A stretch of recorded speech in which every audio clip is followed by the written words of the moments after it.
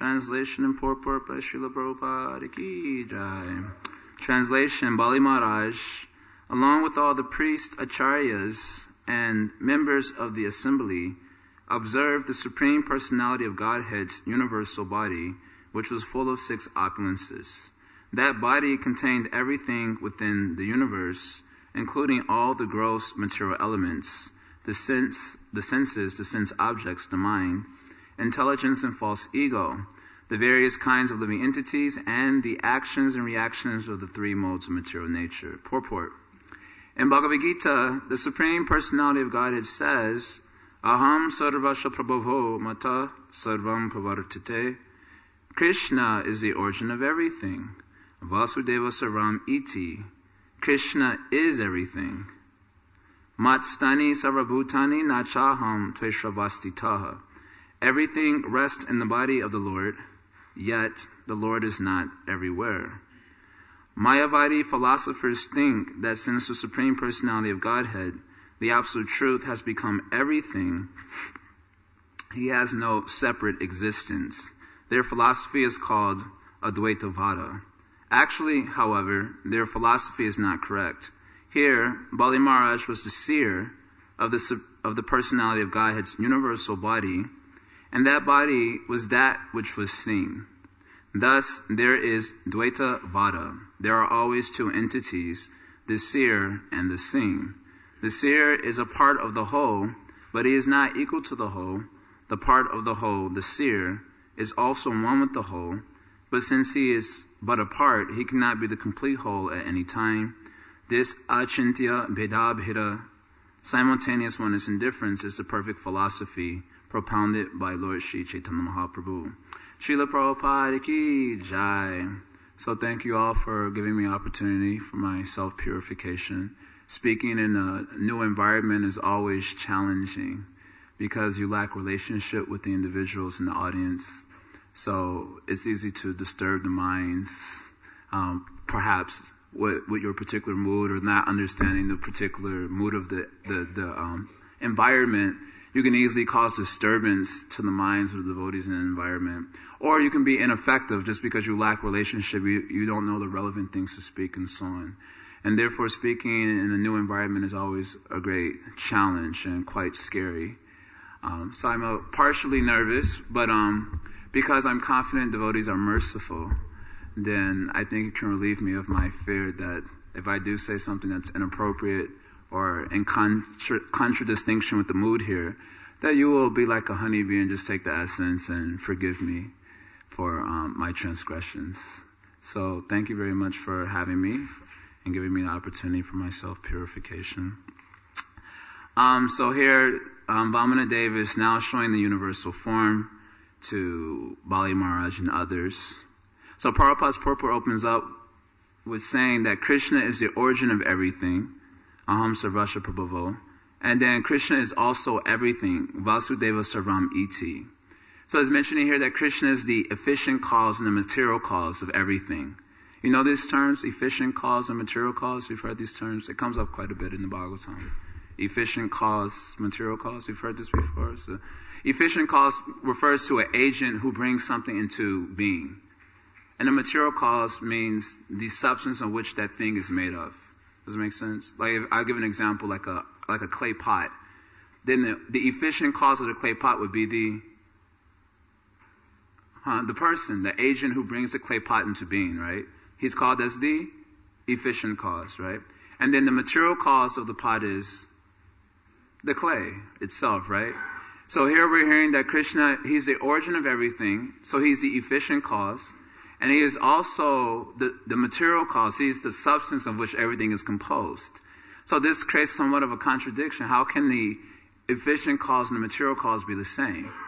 Right? Of course, the materialists, they also think like this. They think matter is the efficient and material cause of everything, isn't it? Because they say that matter is the source of everything, and everything is also composed of matter, isn't it? This is the understanding of the general materialists. So for them, matter is God. And of course, it's indicated by their complete ananya bhak, dedication to the material energy. Because God is the efficient and the material cause of or matter in the case of the materialist, is the efficient, the material cause of everything. Of course, as Vaishnavas, we don't accept this understanding of existence. What might be the reason we might reject this understanding that matter is the efficient cause? Why would we reject that idea that matter is the efficient cause? Yeah. Okay. Okay, matter can't sustain itself, right? Any other contributions? Why can't matter be the efficient cause? It can be convincing that matter is the material cause, because everything here is composed of material elements. So that's a little bit convincing. But why don't we accept that matter is the efficient cause, the source that brings everything into existence? Yeah. Because it's temporary? Okay, not quite, yeah. Exactly, because matter isn't conscious. So efficient cause refers to an agent who brings something into being. So the agent has to be conscious. So if matter is unconscious, how can it be an efficient cause of anything? Right? Does it make sense? So we don't reject this because matter doesn't have agency.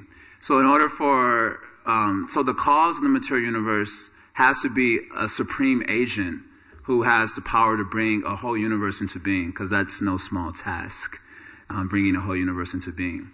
So then that materialistic idea is kind of defeated there in the sense that at least matter can't be the efficient cause.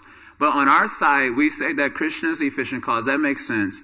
But then he's the material cause as well. He's the substance of everything that we see. So that doesn't seem to make sense either. Okay, for the materialist side, their standard is that the material causes matter. That makes sense, actually. But matter cannot be the efficient cause. So that doesn't make sense. In our side, God is the efficient cause. That makes more sense just logically. But that God is also the material cause, how does that make sense? Does that make sense? It seems somewhat contradictory, huh? So then Prabhupada is reconciling that understanding here by referring to the 9th chapter of the Bhagavad Gita. Mastani sarvabhutani nachaham tveshravasitaha. You know these verses? How many of you got like Bhakti Shastri degrees in here? A few people. Bhakti Shastris. So this verse comes from chapter 9 of the Bhagavad Gita. Mastani sarvabhutani. So everything is resting in Krishna. Krishna says this in the Bhagavad Gita. Everything is resting in me. So that means that everything is dependent upon Krishna, right? Does it make sense? Everything's resting in Krishna means everything is dependent upon Krishna. Does it make sense? It's a simple point. And so this understanding tends to indicate Krishna's personal involvement, right? If something is dependent on us, then we have to become personally involved, isn't it? Sometimes we experience that. If something is dependent upon us, then we are personally involved in that something, isn't it? And then Krishna, after saying that, he says, Nachaham tveshravasitaha, but I am not depending on anything. Everything is dependent on me, but I am not resting in anything, or I am not dependent upon anything, right? We also tend to sometimes think this, due to the influence of some temporary psychosis, that everything is depending upon me, and I'm not depending upon anything. Sometimes one thinks that, in delusion, one thinks that without me, how are things going nicely? Isn't it? Sometimes you don't have that experience. No one has that experience of thinking like that. I'm the only one, the only conditioned soul in this room that thinks like that. Huh? Yes? Sometimes this is tangential, but I'll just bring it up anyway. I remember when I first joined the Brahmacharya ashram in Chicago, I thought my enthusiasm was all powerful, my sincerity was exquisite, and so, the regular sort of thinkings of the conditioned soul in the beginning. And so I had to leave Chicago. I left Chicago for a month to go to New Vrindavan to be with my spiritual master and so on. So when I left, I thought, how would things go on without me? I'm the source of great inspiration. Things are depending upon me. I'm not depending upon anything. So I can just go because I'm not dependent upon anything. I was thinking in this way. And after 1 month, a devotee from Chicago came to pick me up. And so I got in the car and said, so, how is everything in Chicago? From the vantage point of my psychosis of thinking things would be going down because I wasn't there. And then the devotee, he was a vice president, he said, oh, everything is fine. It was like we didn't even notice that you were gone. Oh, what a blow to the false. What do you mean you didn't notice I was gone? Everything is dependent upon me, So this, of course, this is regular thinking of the conditioned soul. It is natural for conditioned souls to think like that. So when Krishna says everything is dependent on me and I'm not dependent on anything, then due to our projection of our material false ego into Krishna, we may get a little envious hearing Krishna say this. Therefore, in the beginning of this chapter 9, Krishna says the qualification for hearing this is you should be non-envious, right? What is that? How does that go? Bhakti Shastris? How does that first verse of Bhagavad Gita go? Not chapter 9? Anyone remembers? What's that? Anasuyave, huh? Udam tu te guhyatama pravakshami anasuyave, right? Krishna says, I'm going to reveal to you this most confidential knowledge. Why? Because you're not envious of me. That means you're not going to be disturbed hearing me glorify myself. So then Krishna says this, everything is dependent upon me, and I am not dependent upon anything, right? This is actually true. So then in the very next verse, Krishna says, Nacha mastani bhutani.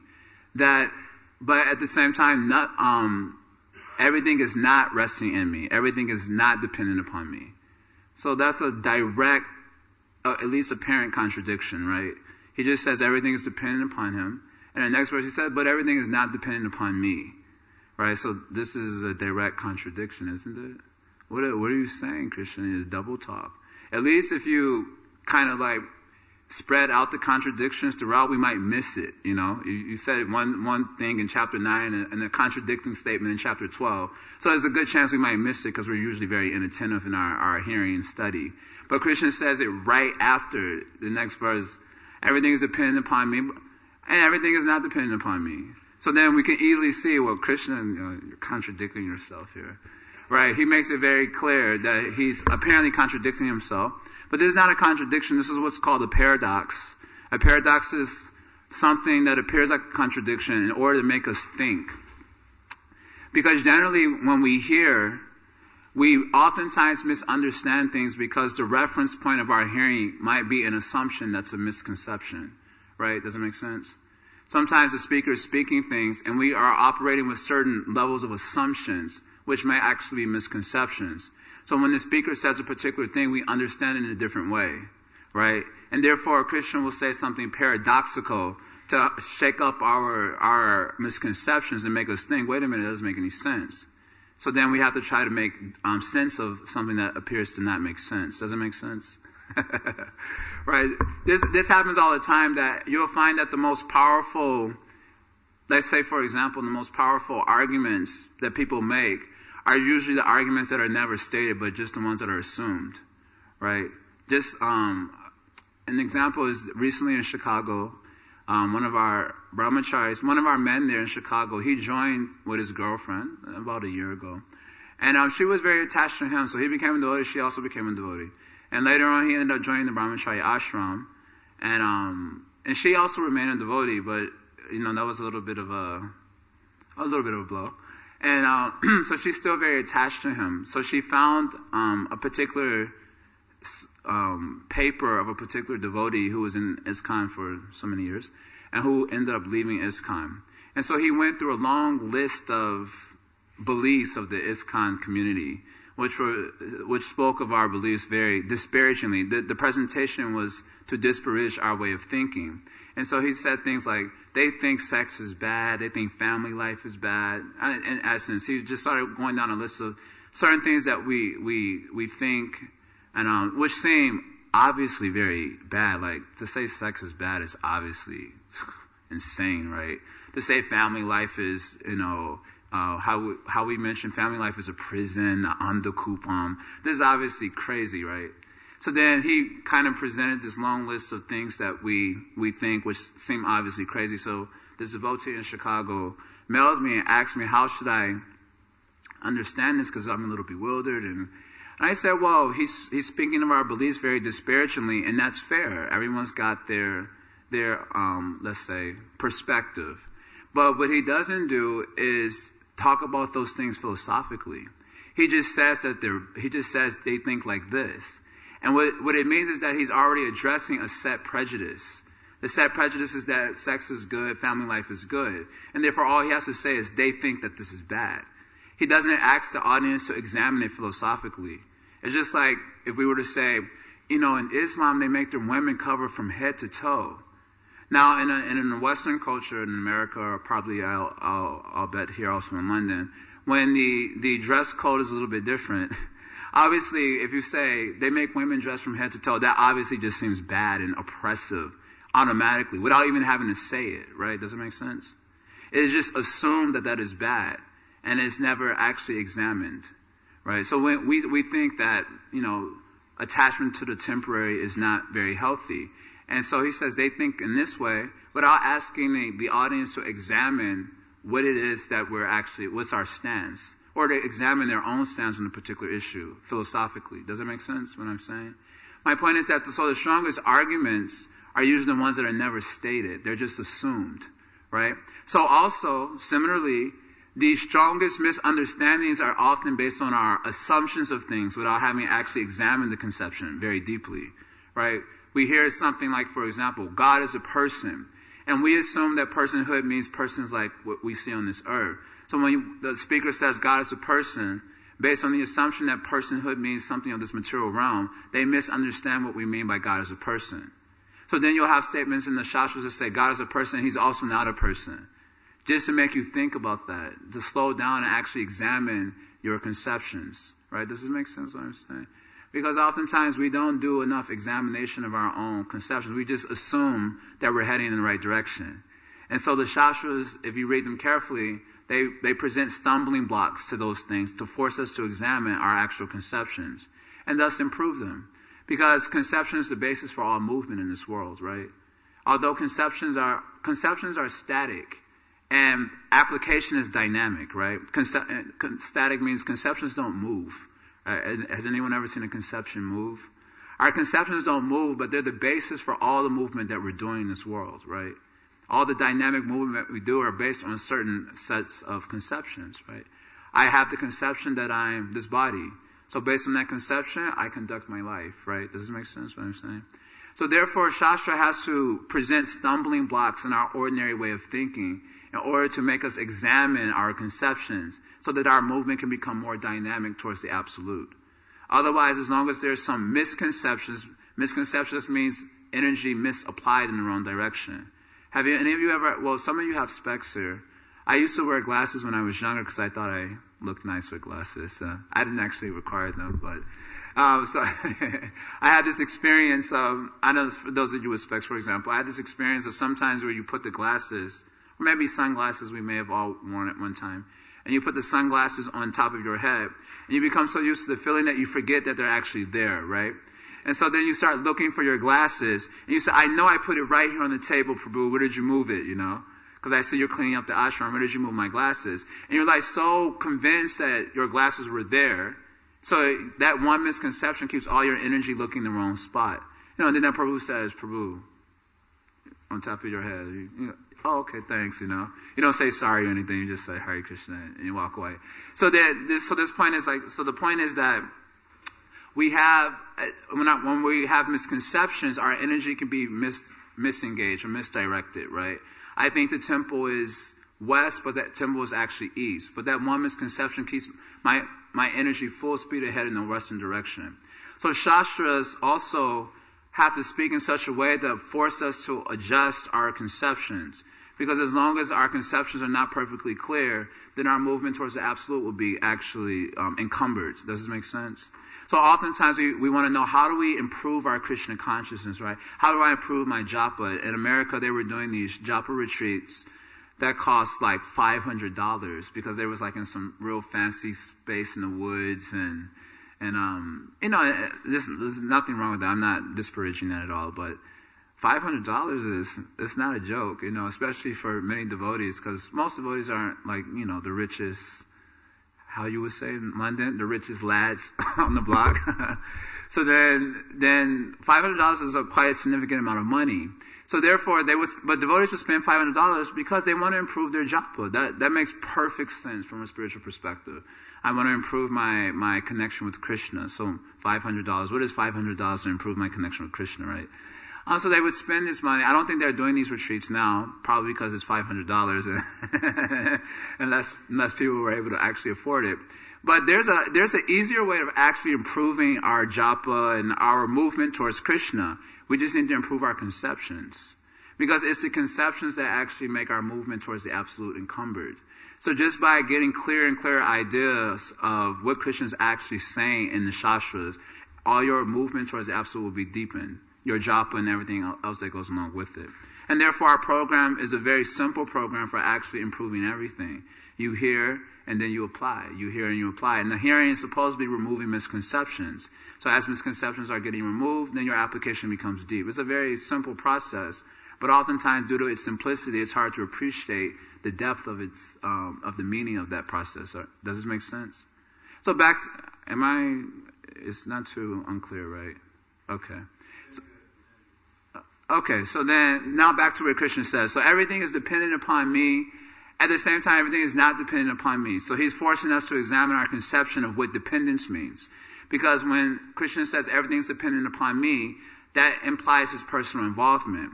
But then by saying that everything is not dependent upon me, that means he's not actually personally involved. This is what he wants us to understand. Pashame yogam aishranam. Understand my yoga aishranam, my mystic opulence, right? This is what Krishna says in that verse. What is this yoga aishranam? Understand my yoga aishranam is that everything is dependent upon me. At the same time, everything is not dependent upon me. Understand my mystic opulence. So what is this yoga aishranam? Bhakti Shastris. How many people here did the Bhakti Shastri degree? Right? And got really good grades? Okay, so Bhakti Shastris. What is a yoga aishram that Krishna speaks about in this verse? Pashame yogam aishranam. Understand, Pashame means understand or see, understand my yoga aishranam, my mystic opulence. So he's trying to resolve the contradiction for us now and help us examine what it means for Krishna to be a person. Anyone knows? Probably don't remember, huh? Yoga aishranam. Did you ever go back to the Bhagavad Gita after passing the test? Yeah, they cram, and then after they finish, okay, Bhagavad Gita as it is on the shelf for the next 20 years. Pashame Yogam Aishranam. What does Krishna mean? Yeah, anyone remembers? Yes, actually refers to his Swarup, which is filled with inconceivable potency. If you go and read Prabhupada's purport, that's exactly what he talks about.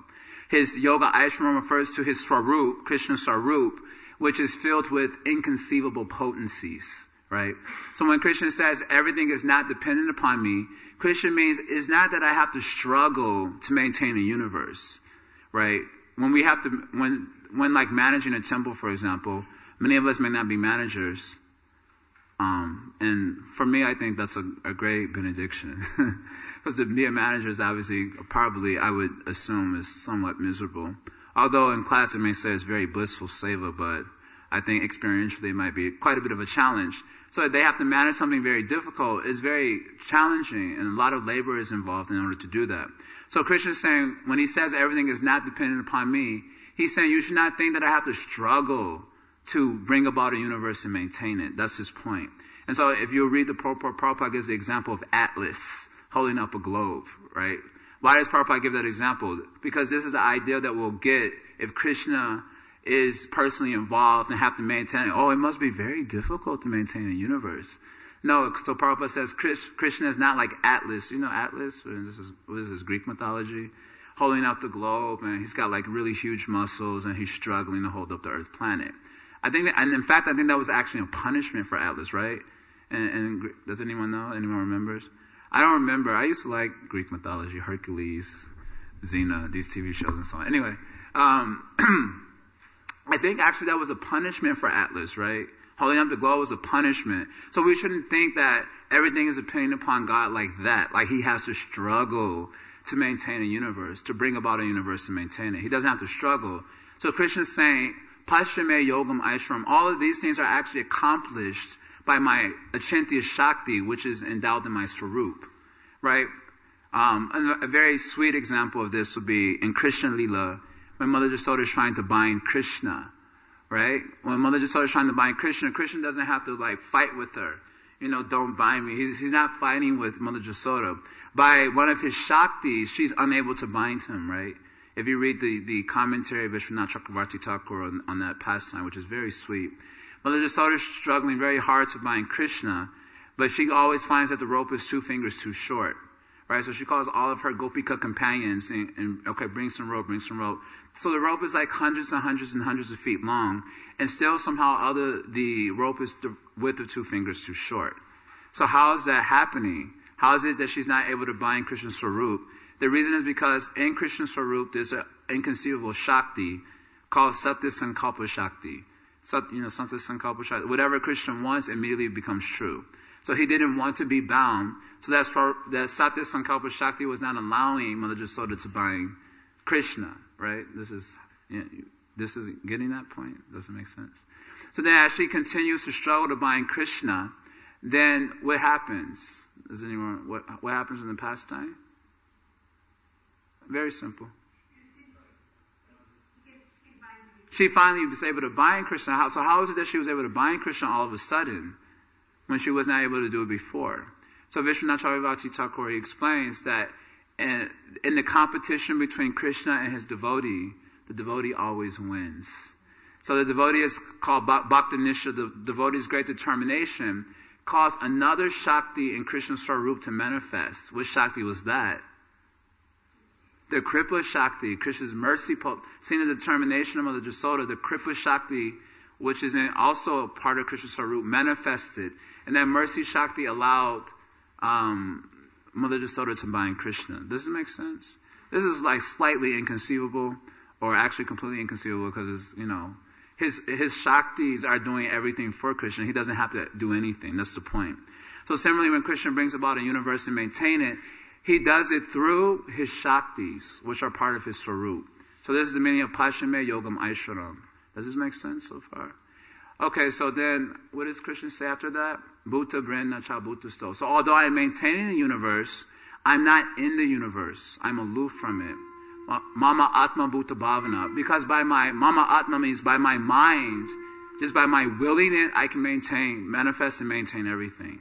So I'm not personally involved. I'm aloof. My Swarup is actually aloof. And my Shaktis, which are also not different from me, they do everything.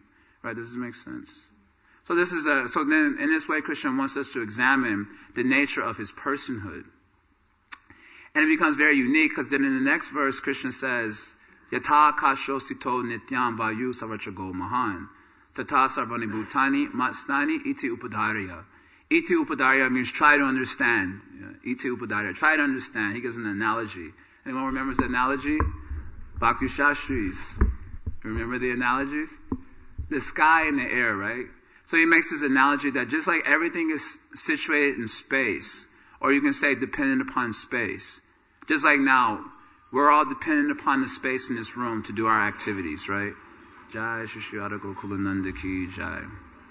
Right? We're all depending on the space in this room to conduct our activities. And not only us, but so many living entities are taking advantage of the space in this room to conduct their activities, isn't it? So we're dependent upon space to do things, right? And yet space is not affected by the activities going on, nor is it interested in the activities going on, right? The ether in this room is not affected by what we're doing, nor is the ether care what we're doing also, right? We never have to apologize to the ether, right? I'm sorry for dancing roughly in your space, right? Of course, this is not extraordinary because ether is unconscious. But it is extraordinary with Krishna because Krishna is conscious, and yet he's not impacted by what we're doing, nor is he concerned about what we're doing also. Although he's the basis by which we're able to do anything at all. Right? So this analogy Krishna's giving is very fitting in terms of his relationship to the material nature. Right? Is this making sense? So Krishna, this is the important point about this, which I'm getting to, and I will close up my little discussion here. The important point that Krishna is having us examine about his personality is that in regards to material activities, he's completely aloof because everything can be taken care of by his Shaktis. He doesn't have to be personally involved, right? So from this point, we understand that Krishna's aloofness from us actually forces us to become the center of Krishna's consciousness, because he's totally aloof from us. This is maybe a mundane example that might be fitting. It's like if a boy is attracted to a girl, right? Or vice versa. And the person they're attracted to is very popular, right? So due to their popularity, they're completely unaware of that individual, right? Who's attracted. They're totally aloof from that individual. Does it make sense? So similarly, Krishna is also very popular in his Braja Leela. So he's preoccupied with the Leelas in Braja, right? So he's completely aloof from the affairs of this world. He's not really conscious of us, so to speak. He's directly and indirectly conscious. We say like this, right? As Paramatma, he is directly conscious. But as Krishna, he's more unconscious of us. Or you can say he's indirectly conscious of us through Paramatma. Right? Does it make sense? Paramatma is more directly aware of what we're doing in the material world. And he's also aloof. He's just like a witness. And Krishna is unconscious of us because he's a little preoccupied with the gopis and the gopas and Braja. So he's unconscious of us, or he's indirectly conscious of us through the Paramatma, who's his personal expansion. So he doesn't have to be personally involved with us, right? So because Krishna is so aloof, the important aspect of this philosophical understanding about Krishna's Swarup is that because he's so aloof from us, we are forced to actually become a part of the center of Krishna's consciousness. When we have the idea that God is so conscious of us, we can remain the center of our own consciousness, isn't it? Because God is actually conscious of us. And so we can, in that understanding, we might remain very the center of our own consciousness. And when we find out Krishna is really kind of unconscious of us, and we want Krishna to be conscious of us, then that forces us to become the center of Krishna's consciousness. And it also forces us to remove ourselves out of the center of our own consciousness. Because we really want to get Krishna's attention, right? So proportionate to the degree of intensity that we have to get Krishna's attention, to that degree we are forced to remove ourselves from the center of our own consciousness, right? Does this make sense? In other words, we have to become Krishna conscious. Because only something very extraordinary can get Krishna's attention. What is that something that's very extraordinary that can get Krishna's attention? Devotion to Krishna, right? Bhakti, pure bhakti. That's the only thing that can actually capture his attention. So with Krishna being so aloof, it forces us to develop bhakti, pure bhakti. And that happens to be the theme of the 9th chapter of Bhagavad Gita, pure bhakti. So Krishna kind of in an indirect way through these verses is encouraging us to develop pure bhakti, by which his aloofness can be subverted and he becomes attentive to us by such development, right? Does that make sense? So then what we're hearing about here is that how Krishna, we're hearing about Vamanadev, everything's being a part of his Swarup. But so Prabhupada is taking the time to point our attention to the Bhagavad Gita that yes, everything is part of his Swarup and everything is being manifested by the energies which are intrinsic to his Swarup. But in order to personally associate with Krishna in his Swarup, then you have to develop bhakti, right? Therefore, it is mentioned by Rupa Goswami that Krishna's Swarup and Krishna Nam are the same, right? What is that verse? Abhinatvam Namanamina. How is that verse? Naman Chintamani Krishnas Chaitanya Rasa Vigraha Purna Shuddha Nityamukta Abhinatvam Namanamina. Right? So what does that mean? The name and the name are the same, right? So Krishna Swarup and Krishna Nam is the same. But of the two, Krishna Nam is considered more merciful.